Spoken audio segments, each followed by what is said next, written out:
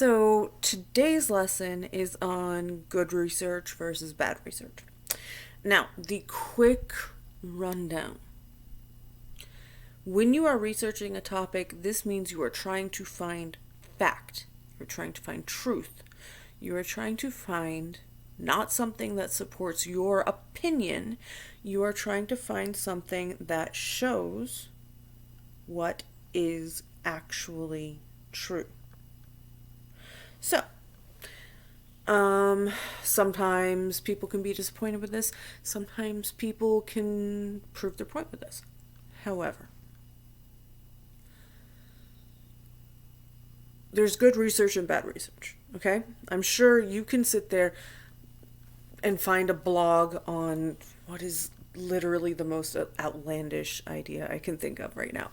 You can probably find a blog on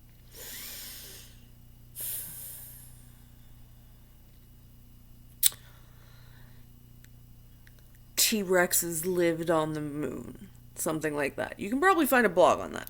Okay? Does that necessarily mean that is a reliable source? No. Does that mean that you can use it as reliable research? No. Actually, what you have to start utilizing as reliable information is verifiable information. Now, typically, what I like to explain to students, especially late high school or secondary school and early university students, is when you are looking for research, one of the best ways you can do this is you can go to a scholastic publisher. That is one of the only instances of .com that I've ever found myself being okay with. Okay? Or you go to a .edu. This is if you've never been into a physical library. Okay? This is if you're just sitting there going, I'm going to do this all online. Most people do anyway, so. But if you are going to do this all online,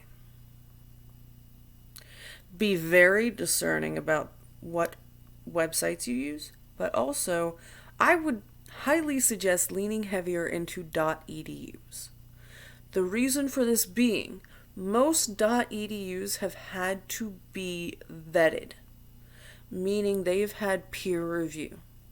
So you have professors with PhDs and even more advanced degrees who have subject matter experts who look over their work, who have publishers go and hire fact checkers to check their work. You have more than one person checking this work. So, it is more than likely reliable.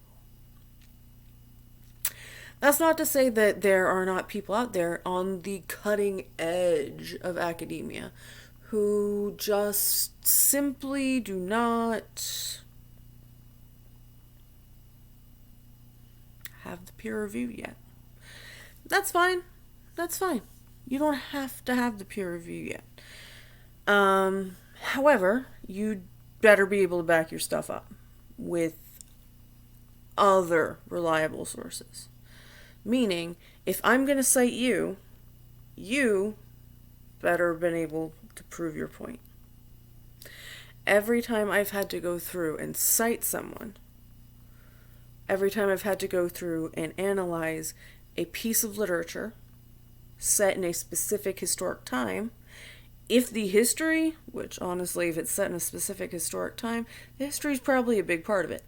You better have done your homework. So, I'm going to go check the history books. I'm going to go check the laws, so the legal library for this time. I'm going to go check everything possible to make sure that you're not even, let's say they're discussing, they could literally be discussing what type of gloves to use that winter in that country. But If that book is describing the wrong type of chimney in the background, that shows a lack of detail to me. That doesn't mean that it's not good. However, that means you need to double check everything more. Now, if you're doing a literary analysis, you can let a few things slide. Like the chimney thing. If you're only off by about 3 or 4 years, you can let it slide. As long as it's a modern writing and not one that was written back then. If it was one written back then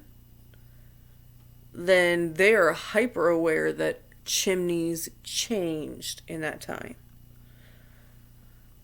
But this is where we start to enter the idea of primary source versus secondary source. Okay. So primary source is the book itself, or is whatever you are actually studying itself. If it's a case study, the case study is the primary source. If it is a painting, the painting is the primary source. If it is a flawed stitching in a world famous leather jacket, the flawed stitching is the primary source. Any supplemental information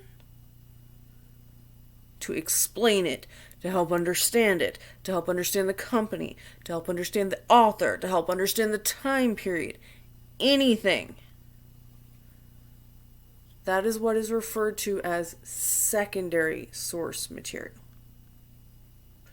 Secondary source material means it is not what is initially presented in front of you. It is not what you're analyzing. It is not even handed to you. It's something you yourself picked. So, secondary sources, they're a little bit easier to rein in.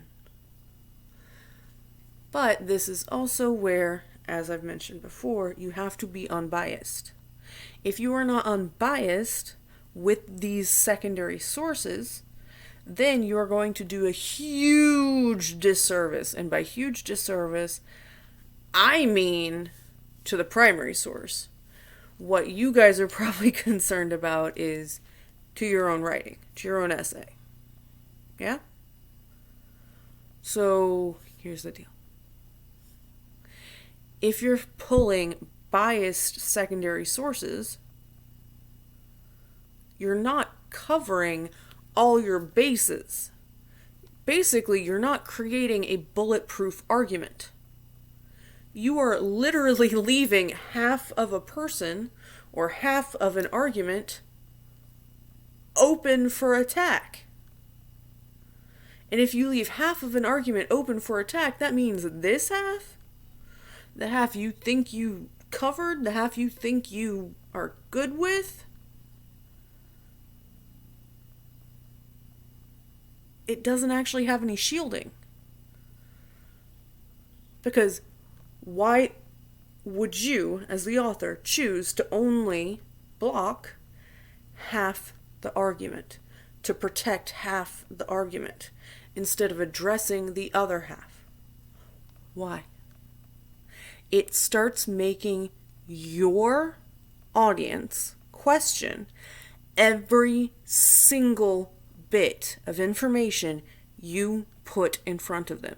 And you need to always have your audience's trust. Anyone reading what you write has to trust you. So they have to trust your judgment on your research skills. If they don't trust your judgment anymore, they're not going to trust your judgment on your research skills.